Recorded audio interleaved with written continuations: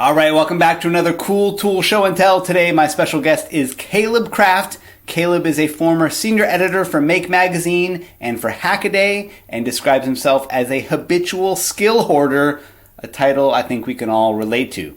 Caleb, thanks for joining me. Well, thanks for having me. All right, you've got a tool to share with us. What did you bring to show us, Caleb?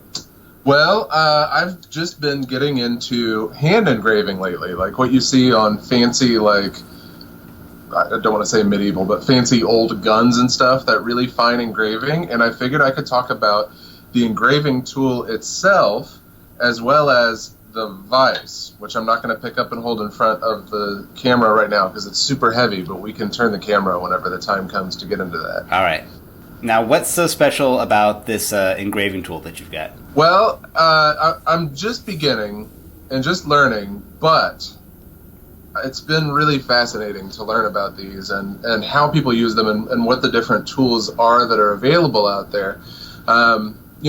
Initially, what people did for this hand engraving stuff is they would either just physically push the chisel through the metal, or they would have an engraver that they tap with what's called a chasing hammer, which is a tiny little hammer with a long handle that you just tap, tap, tap, tap, tap, tap, tap, and you move your hand around, right? Mm-hmm.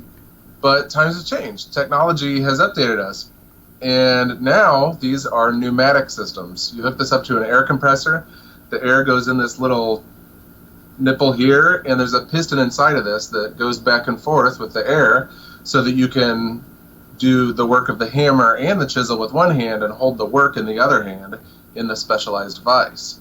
They're really interesting, and there's such a massive gap in price, too. This one was about $250 from a guy in Vietnam, and the ones that like the pros use start at like $1,500, I think, and go up from there. Yeah. So there's lots of variation. What would people look for if they're for the difference between that version and the higher price version?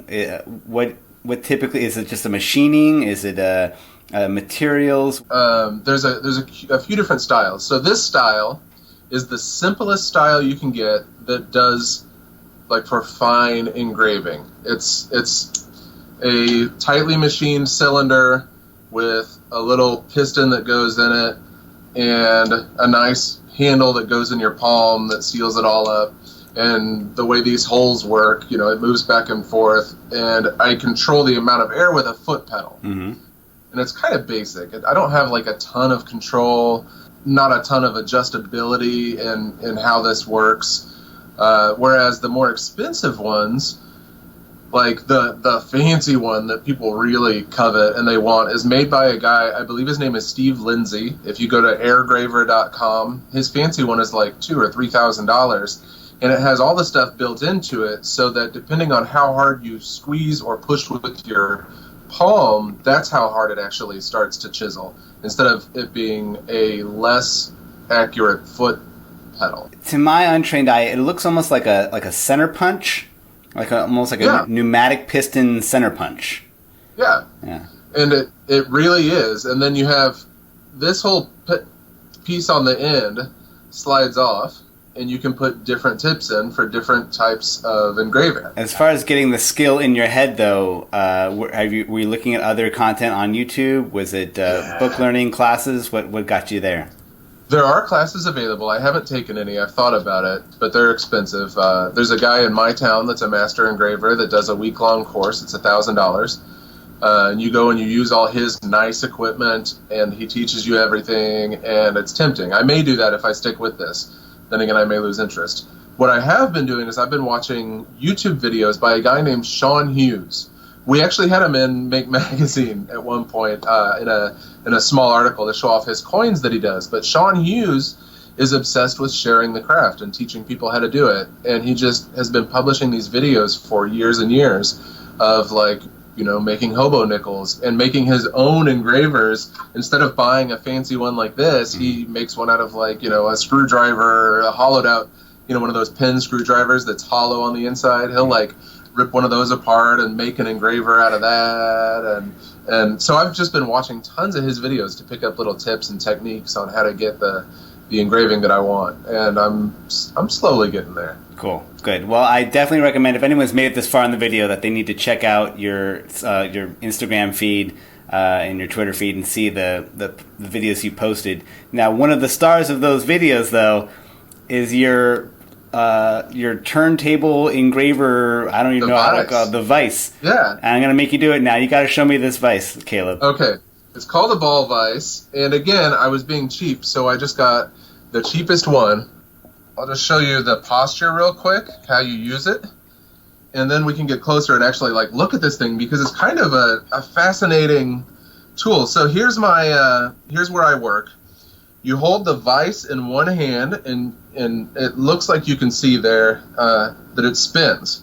Okay, So it really is a ball. Like you can see, this thing is mostly a ball, and it sits on this. This was like an old, looks like a mold that was a tire from the 50s. My grandparents had an ashtray that looked identical to this. So it looks like they're like reusing some old industrial mold, and it's just this rubber thing with these little Teflon pads. It sits on here, so I can put it at any angle.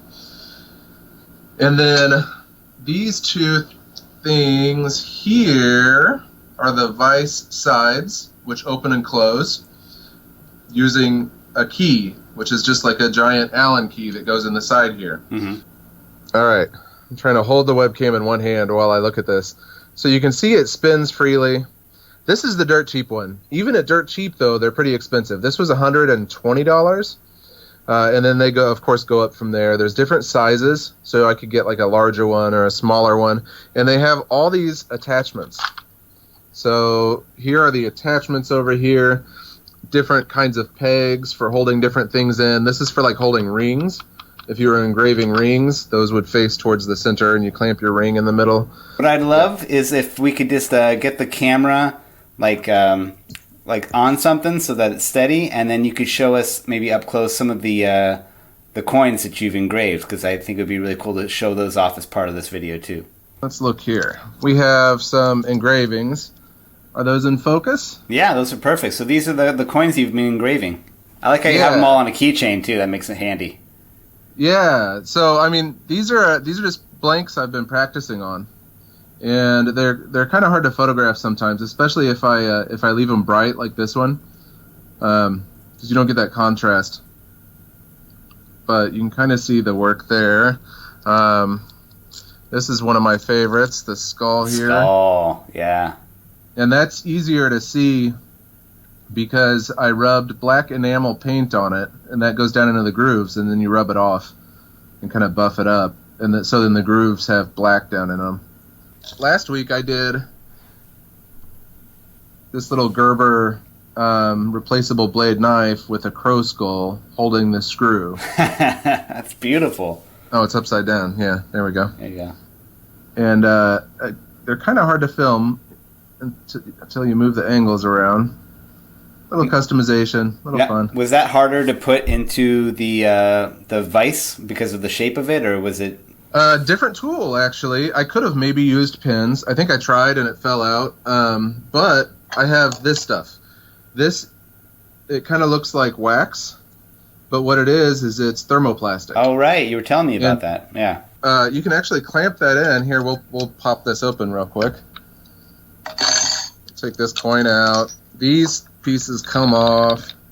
I have this molded to fit right in there. Ah, perfect. So I can just plop it in, and you can actually see the indentation here. If I move it around, you can see the indentation of a coin on there. So what I would do is I would just heat that up with a heat gun and press one of these onto it, which that fits because it still has the indentation, and then let it cool down. And then I can work all the way around without an edge getting in the way, instead of having those little nubs sticking up holding it that get in the way.